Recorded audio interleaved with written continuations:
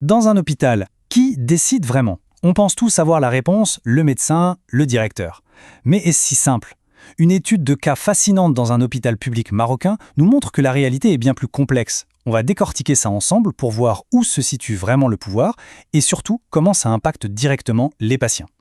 C'est la question centrale. Sur le papier, tout est clair. Il y a des organigrammes, une hiérarchie, mais sur le terrain, dans le feu de l'action, la réalité est souvent bien plus chaotique.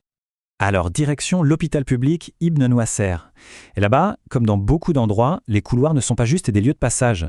C'est un véritable théâtre, le lieu d'une lutte de pouvoir de tous les instants.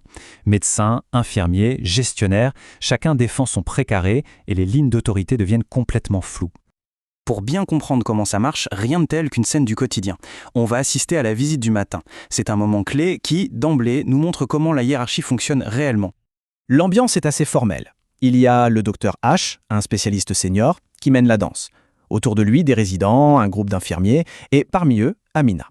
Elle a passé la nuit à veiller sur les patients et elle a des points très importants à signaler.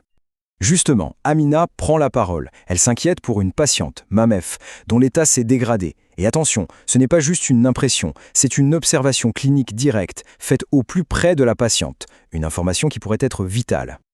Et la réponse, elle fuse, immédiate, sans appel. L'inquiétude de l'infirmière, basée sur son savoir de terrain, est balayée d'un revers de main. On préfère se concentrer sur les données techniques, les chiffres, les images. En une seule phrase, la dynamique du pouvoir est posée.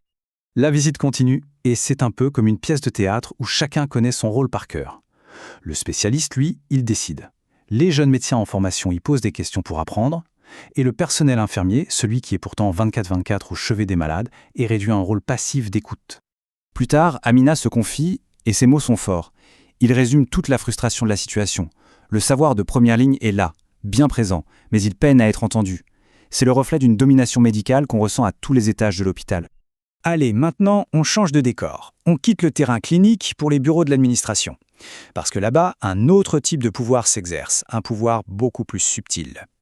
On rencontre MK, le directeur de l'hôpital. Son titre, c'est celui du grand patron, celui qui a l'autorité officielle. Sauf qu'en pratique, son pouvoir est bien différent. Son quotidien, c'est de négocier et de persuader, constamment. Mais pourquoi cette différence? C'est simple. Les vrais leviers de commande, comme le budget ou la gestion du personnel, ne sont pas entre ses mains. Ça se décide plus haut, au niveau régional ou national. Du coup, sur place, il est obligé de compter sur la bonne volonté des médecins les plus influents pour faire avancer les choses. Et ça s'entend dans sa manière de parler. Il ne donne pas d'ordre, il suggère. Par exemple, après des plaintes de famille, il veut mettre en place des réunions interprofessionnelles. Mais il doit le proposer comme une option, une possibilité, en espérant ne froisser personne. En fait, ce que Monsieur Key utilise, ça porte un nom. C'est le soft power, le pouvoir d'influence. Comme il n'a pas de pouvoir de commander, il doit s'appuyer sur ses compétences relationnelles juste pour maintenir un minimum de collaboration. Alors, au final, toutes ces luttes de pouvoir, qu'elles soient directes ou subtiles, quelle en est la conséquence? Eh bien, tout finit par converger vers une seule et même personne, le patient. On se souvient de Madame F, la patiente dont s'inquiétait l'infirmière Amina. Son cas complexe devient une sorte de loupe, un épicentre où toute la fragmentation du système se révèle au grand jour. Le résultat, c'est une prise en charge complètement éclatée. Chaque profession travaille dans son propre couloir. Le spécialiste gère le technique, les infirmiers jonglent avec les urgences du terrain, le pharmacien n'est même pas dans la boucle, et au milieu de tout ça, la famille est complètement perdue. La communication, qui devrait être le ciment de tout ça, devient un vrai labyrinthe. C'est informel, décousu et surtout cloisonné. Les médecins parlent aux médecins, les infirmiers aux infirmiers, mais très peu de ponts sont jetés entre les deux. Et la plainte de la famille de Madame F est un témoignage poignant de l'impact humain de tout ça. L'absence de coordination se traduit par de l'angoisse et un terrible sentiment d'abandon.